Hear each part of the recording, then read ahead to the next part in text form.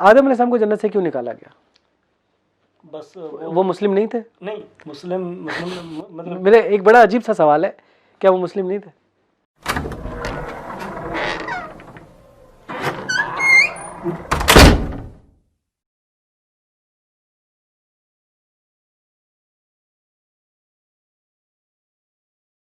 अस्सलाम वालेकुम व्यूवर्स, मैं हूं ताहिर और हमारे साथ है मोहम्मद इकबाल।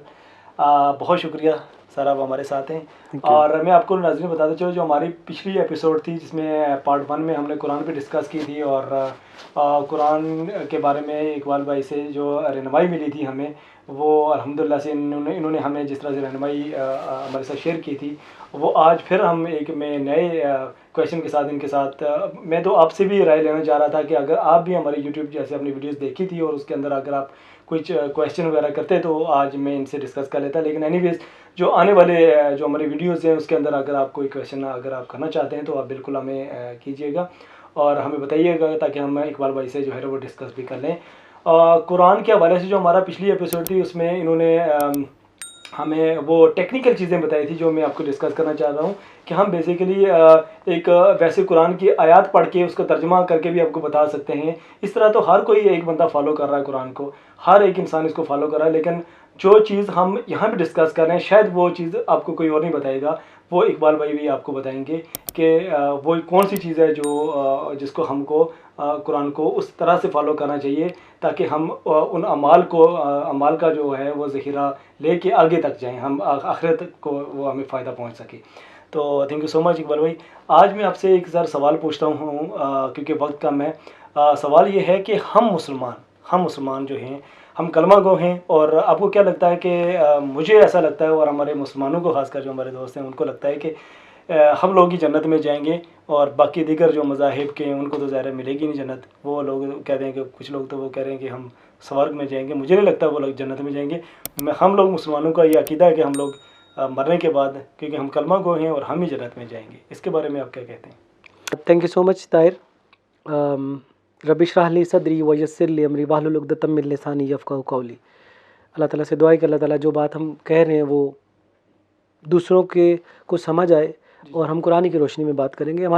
मेरा जो मकसद है ताहिर अगेन कि कुरान जैसा आपने भी कहा हम पढ़ तो बचपन से रहे थे, but to understand with today, आज के दौर में हम क्या करें, this is very important. Quran पाक में अल्लाह ताला फरमाते हैं कि शैतान ने इनको इनके काम आरास्ता कर दिखाए हैं। सही बात कि जो ये कर रहे हैं इनको लग रहा है मैं ठीक कर रहा हूँ। बिल्कुल। ये मत भूलें कि शैतान को निकाला गया है जन्नत से तो उसका चैलेंज क्या था। हमने लास्ट टाइम भी डिस्कस किया था कि मैं तेरे सीधे रास्ते पे बैठूंगा और इनको बहकाऊंगा। तो अल्लाह ने फरमाया, अब आपका जो सवाल था कि क्या मुसलमान जन्नत में जाएंगे, इसी एक आयत में सूरह अल अराफ की इस आयत में ये है। मैं आगे चलूँ नहीं ना तो ये आपको मिल जाएगा। सुने कि मैं इनके सीधे रास्ते पे बैठूंगा, मैं तेरे सीधे रास्ते पे बैठूंगा और इनको बहकाऊंगा।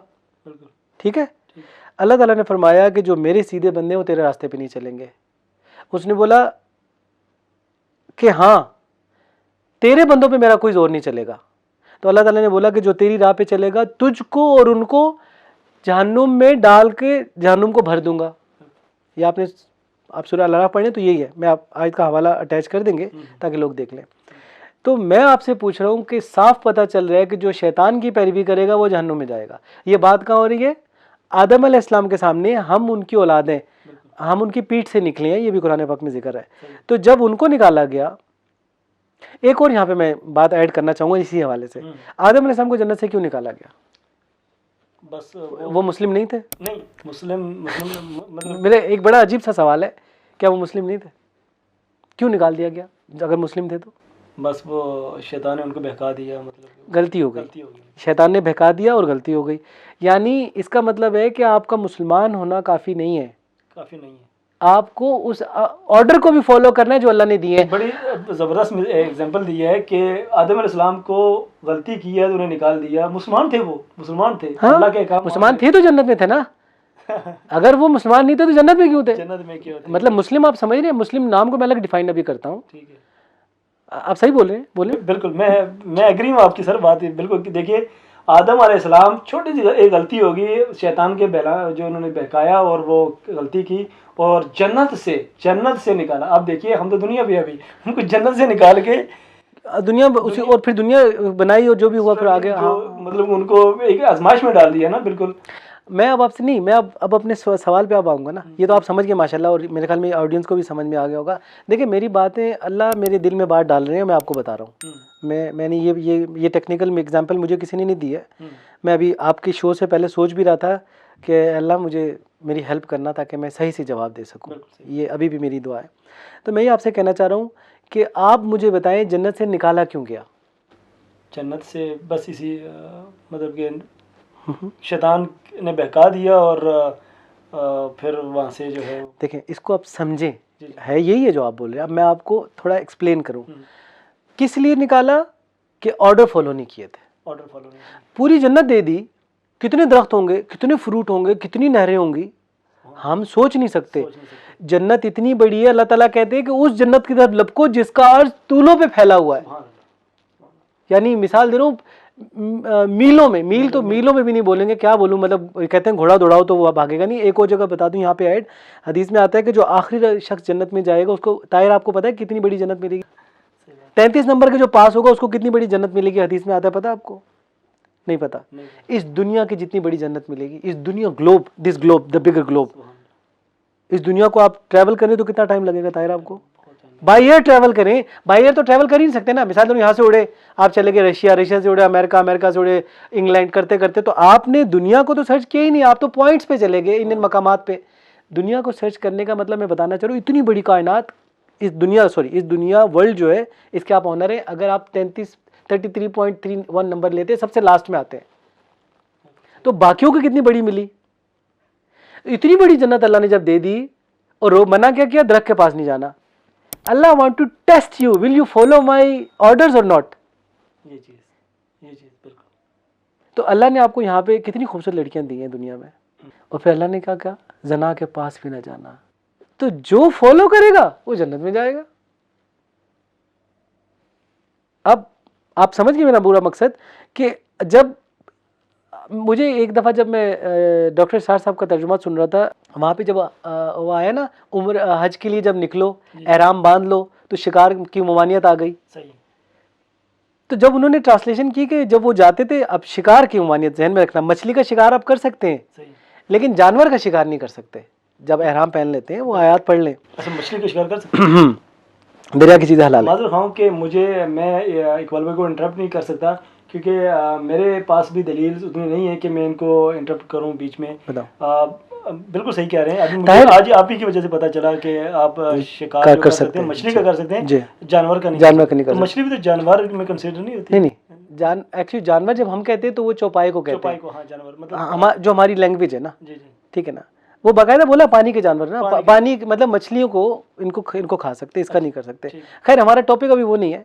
मैं सिर्फ कहना कि जब वो आयत आई, डॉक्टर साहब साहब ने माशाल्लाह जब उसका तर्जुमा तशरीह की, तो वो कह रहे कि हिरन जब उनके सामने गुजरते थे तो उनको लालच होती थी। तो मैं आपसे पूछता हूँ, अल्लाह को उस हिरन को बचा के क्या फ़ायदा? अल्लाह वांट टू टेस्ट यू। तुम मेरे अहकामात को फॉलो करोगे या हिरन पकड़ोगे? यही वाकया जो है वो हज़रत सालेह अलैहिस्सलाम की जो ऊँटनी का जिक्र है कि ऊँटनी को जो है ना उनका मार डाला था। नहीं, वो अलग है, वो अलग टॉपिक है। वो बेसिकली वही ऑर्डर थे, ऑर्डर वो भी वही था। मैं इस बात पे एग्री कि अल्लाह ने सिर्फ टेस्ट के लिए भेजा कि ये मेरे पैगंबर है, ये इनका मौजज़ा है। कि उन्होंने एक्चुअली डिमांड की थी कि सामने जो चट्टान है ना, इसमें से अगर वाकई अल्लाह के पैगंबर है तो हमें कोई ऊँटनी दिखाएं जो प्रेग्नेंट हो। ये पूरी एक उसकी बात है। तो अल्लाह से दुआ की, अल्लाह ने बोला ठीक है मैं दिखाता हूँ, मगर अगर इन्होंने फॉलो नहीं किया तो फिर मेरा अजाब ऐसा आएगा।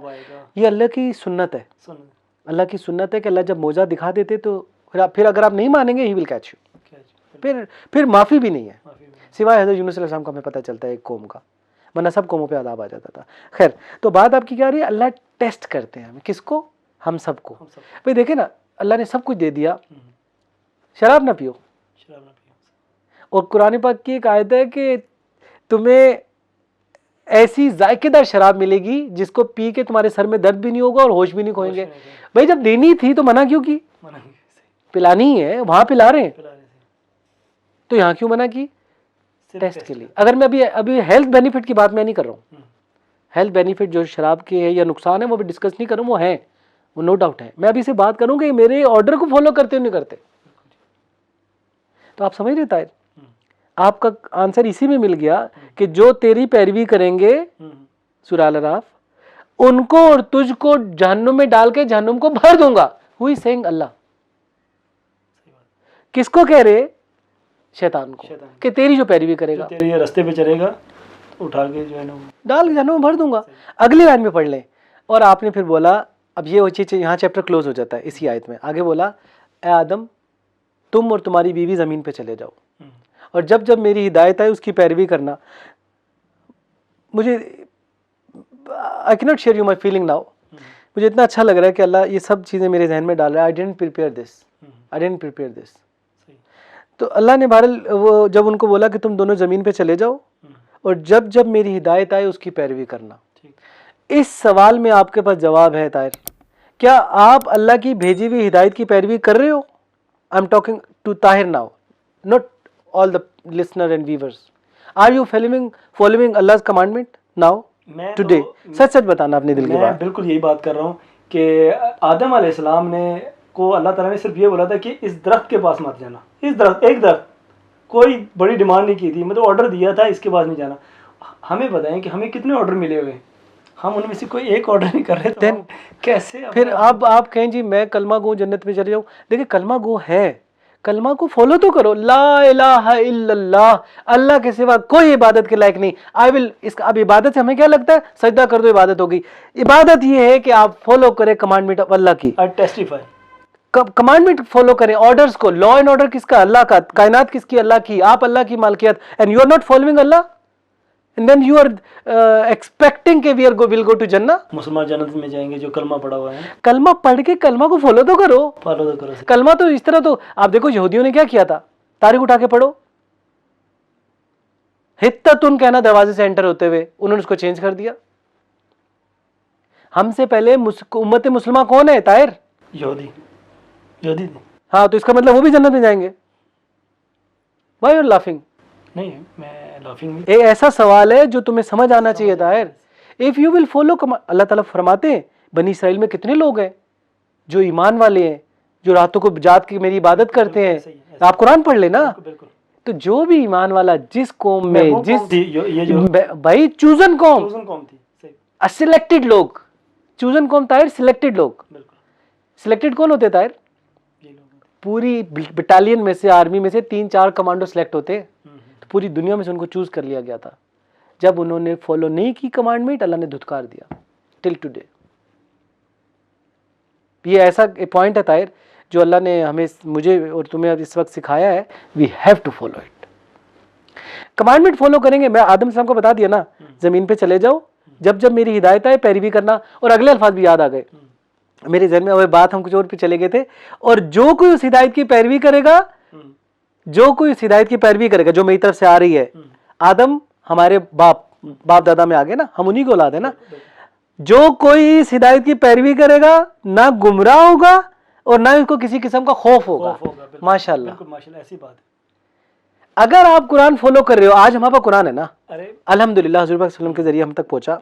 आज हमारे पास कुरान है ना। If you follow commandment of Allah, Allah के ऑर्डर्स को, यू विल गो टू जन्नह। मुस्लिम हो ना, फॉलो कुरान। इस पे मैं भी एक एग्जांपल छोटी सी जी, देखिए, फर्ज करें अगर हम अपने जो है हमारे पास पैसे पड़े होते हैं, हलाल के पैसे पड़े होते हैं, हम बखुशी जब कोई चीज़ खरीदते हैं, खरीद के घर लाते हैं, हमें बड़ी खुशी होती है कि यार ये उसमें मुतमईन होते हैं, हम लोग बिल्कुल मुतमईन होते हैं ना। हाँ, अगर यही पैसे चोरी के हों और कोई चोरी की चीज़ ले घर के लेके आए या कुछ, दिल मुतमईन नहीं होगा, तो क्या मुतमईन होगा? नहीं। तो यही तो हमारा ईमान अभी इस वक्त हमारा जो मुसलमानों का जो बना हुआ है, मुझे लग रहा है कि हम लोग कितनी चोरी करते हैं, अल्लाह की चीज़ों में से कितनी चोरी करते हैं हम लोग। बड़ी सी एग्जांपल दिया आप। तो यही चीज़ मैं आपको बता रहा हूँ कि भाई कि मैं यही से बात मेरी आपने बात की और मैंने सोचा कि हम भी कितनी चोरी करते हैं, हम भी कितनी जो है वो हर चीज़ में अल्लाह की जो है, जो अल्लाह ताला ने हमें मुकर्रर की हुई है उनमें से चोरी करते हैं। तो दिल मुतमईन नहीं है, यकीन मानिए, हम उस तरह सोचते भी नहीं हैं। अच्छा, दिल चोरी करते हैं, हमारा दिल मुतमईन नहीं है। अल्लाह की चीज़ों में चोरी करते हैं, उसमें हमारा दिल मुतमईन है। ये क्यों? हम जो है ना वो मुतमईन है कि हम जो है ना चले जाएंगे जन्नत में और हमने कलमा पढ़ा हुआ। ये जी जी, ये आपको अभी पिछली आयत में पता चला ना, वो कह रहा है कि मैं तेरे सीधे रास्ते पे बैठूंगा और उनको बहकाऊंगा। अब उसने क्या किया, अब देखें, डोंट फॉरगेट शैतान इज विद अस, ये मत भूले ना, हमें वो याद नहीं रहता। अच्छा, याद नहीं रहता। हम कहाँ याद रहता है, जो काम कर रहे हो तो हमें ये थोड़ी लगता है शैतान हमारे साथ हमें कुछ कर रहा है। जब कुछ चोरी करते हैं वो हमारा दिल मुतमईन नहीं होता उसमें, ये क्या? नहीं नहीं, जब आप चोरी करने जा रहे होते, करने के बाद मुतमईन नहीं होता ना, करने से पहले तो मुतमईन होता है, तभी तो करने जा रहे होते हैं आप। हाँ, ये चीज़ है।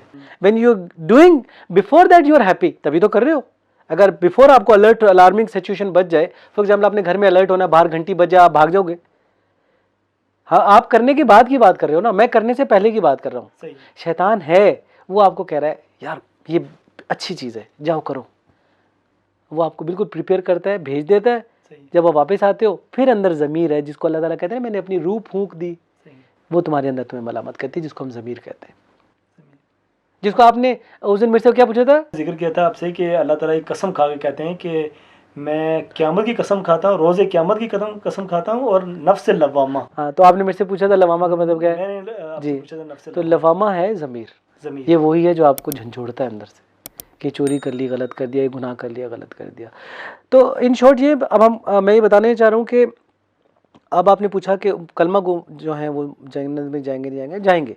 जिसने कलमा पढ़ा और पढ़ के फॉलो किया वो जन्नत में जाएगा। हदीस में आता है, ये हदीस के हवाले से लोग बयान करते हैं कि जिसने कलमा पढ़ा जन्नत में जाएगा। I am agree on this, मैं एग्री ऑन दिस। लेकिन पता है किसके लिए था, ताहिर फॉर एग्जाम्पल किसी भी मजहब से है, अभी इसने कलमा पढ़ लिया, मेरे साथ बैठा, कलमा पढ़ लिया और अभी इसकी डेथ हो गई, ही विल गो टू जन्नत। ये हमारा एक अकीदा बना हुआ है। नहीं, हमारा एक जो अकीदे की बात ही मैं करूँ ना, अकीदे को समझें। जिसने एक दफ़ा भी कलमा पढ़ा वो जन्नत में जाएगा, ठीक है, यही है ना। लेकिन कैसे जाएगा, देखे ना, आपने अभी कलमा पढ़ा, आप अभी नॉन मुस्लिम थे, किसी भी रिलीजन से थे, और अभी आपने कलमा पढ़ा और अब आपकी डेथ हो गई इसी वक्त, तो आप जन्नत में चले गए, क्योंकि आपका पिछला क्लीन हो गया ना। क्लीन हो गया। मैंने तौबा कर ली, अल्लाह मुझे माफ़ फरमा, मुझे जो गुनाहों के पिछले ख़त्म कर दे, मैं आज के बाद तेरी इबादत करूँगा। मैंने ला इलाहा इल्लल्लाह मोहम्मद रसूलुल्लाह पढ़ लिया कि आपके अलावा कोई इबादत के लायक नहीं और मोहम्मद सल्लल्लाहु अलैहि वसल्लम जो है वो आपके रसूल है, ठीक है ना, तो मैं जन्नत में जाऊँगा। लेकिन अगर मैं ये कलमा पढ़ने के बाद ना मैं ला इलाहा इल्लल्लाह को फॉलो करूँ, ना मैं मोहम्मद रसूलुल्लाह को फॉलो करूँ, तो फिर तो आदम अलैहिस्सलाम वाला काम कर रहे हैं ना। मतलब आदम अलैहिस्सलाम से नाउज़ुबिल्लाह गलती होगी, तो हम भी गलतियाँ ही कर रहे हैं फिर। बिल्कुल। तो वो जन्नत से निकाले गए तो हम भी निकाले जाएंगे। हु इज़ ग्रेटर, ताहिर और आदम अलैहिस्सलाम? आदम अलैहिस्सलाम। आपको बनाया गया यार, और फिर आप मतलब आप सोचे, वो अल्लाह के सामने सब कुछ हुआ, तो जब उनको निकाल दिया गया तो आपको अलर्ट कर दिया गया कि अब ना करना, तभी तो उन्होंने दुआ पड़ी थी ना। तो ये जो मिसाल है, जो कुरान के अंदर मिसालें बयान किया, अल्लाह ताला सही फरमाते हैं, अल्लाह ताला फरमाते हैं कि मैंने तरह तरह की मिसालें आपके लिए बना दी। यकीन माने जो हम पुरानी मिसाल जो हमारे सामने चीज़ें आती हैं कि दूसरे लोगों की जो हमें बताई जा रही होती हैं, तो वो बेसिकली हमारे लिए मिसाल है, मिसाल उसको समझिए अच्छी तरह से। मैं आपने अब बात की थी ना, मैं जल्दी से कौमों का जिक्र कर दूं। देखें, आपने कहा जी पिछली कौमों की बात आपने की थी, अगर हम जन्नत में जाएंगे, हम मुसलमान हैं, कलमा को जन्नत में जाएंगे, तो ये तो हमने डिस्कस कर लिया, तकरीबन क्लियर हो गया। अब मैं आपसे पूछता हूँ, इस दुनिया में कितने पैगंबर आए? कमोपेश जो हमें हदीस से पता चलता है 24,000। तो आप उसमें एक हम कौम जो है, एक हम हो गए, तो बाकी बचे 1,23,999। सही बात, correct. So we will go to जन्नत। मैं आपकी बात मान लेता हूँ 1 मिनट के लिए, जस्ट फॉर एग्जाम्पल, तो वो 1,23,999 दोज़ख में जाएंगे? I am asking you now. नहीं, वो तो नहीं जाएंगे, लेकिन वो भी अपने, वो भी नहीं जाएंगे, आप भी नहीं जाएंगे, तो कौन जाए? वो जाएंगे, वो जाएंगे जिन्होंने फॉलो किया, अपने पैगंबर को फॉलो किया, वही जाएंगे। अच्छा, 1,23,999 में से जिन्होंने फॉलो किया वो जन्नत में जाएंगे, this is what you are saying. जी, और हम सारे जन्नत में जाएंगे?